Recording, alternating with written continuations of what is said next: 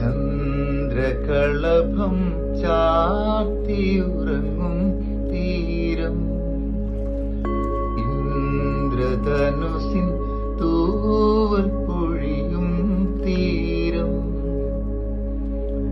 ഈ മനോഹര തീരത്തു തരുമോ ഇനിയൊരു ജന്മം കൂടി, എനിക്കിനിയൊരു ജന്മം കൂടി. സ്നേഹിക്കയില്ല ഞാൻ നോവും ആത്മാവിനെ, സ്നേഹിച്ചിടാത്തൊരു തത്വശാസ്ത്രത്തെ എന്ന ആപ്തവാക്യം മാനുഷാദയിലൂടെ മലയാളി പാടി നടന്നു. പ്രേമഗർജനവും പ്രണയത്തുടിപ്പും വിപ്ലവ മുദ്രകളും കൽപ്പനാ വൈഭവങ്ങളും വാക്കുകളിലൂടെ പരന്നൊഴുകി.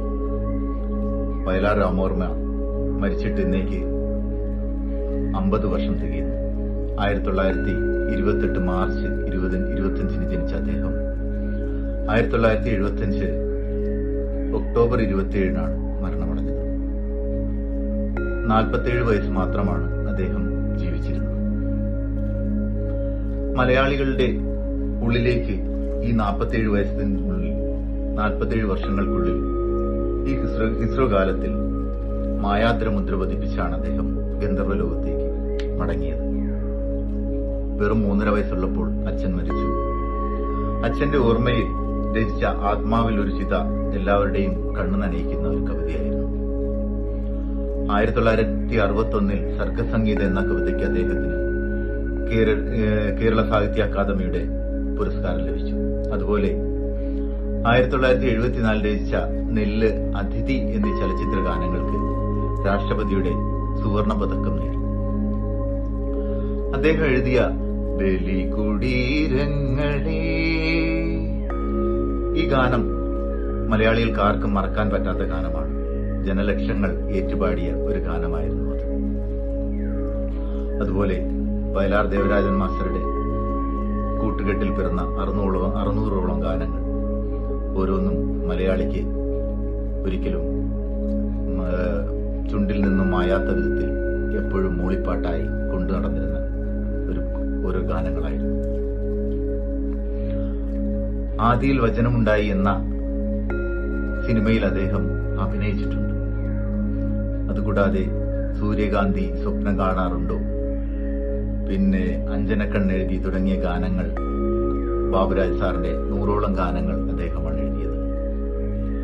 1962 ചൈന ഇന്ത്യയെ ആക്രമിച്ചപ്പോൾ ചൈനീസ് പക്ഷപാതികളുടെ വെള്ളം കുടിപ്പിച്ചുകൊണ്ട് അദ്ദേഹം എഴുതി ഓ കുടില കുതന്ത്ര ഭയങ്കര ചൈന എന്ന് പഴയൊരു ഗാനം മാറ്റി എഴുതി. വയലാറിന്റെ സർഗസംഗീതത്തിലെ ഒരു 4 വരി പാടിക്കൊണ്ട് ഞാൻ നിർത്തട്ടെ. ആരണ്യാന്തരഗഹരോധര തപസ്ഥാനങ്ങളിൽ സൈന്ധവോധാരശ്യാമ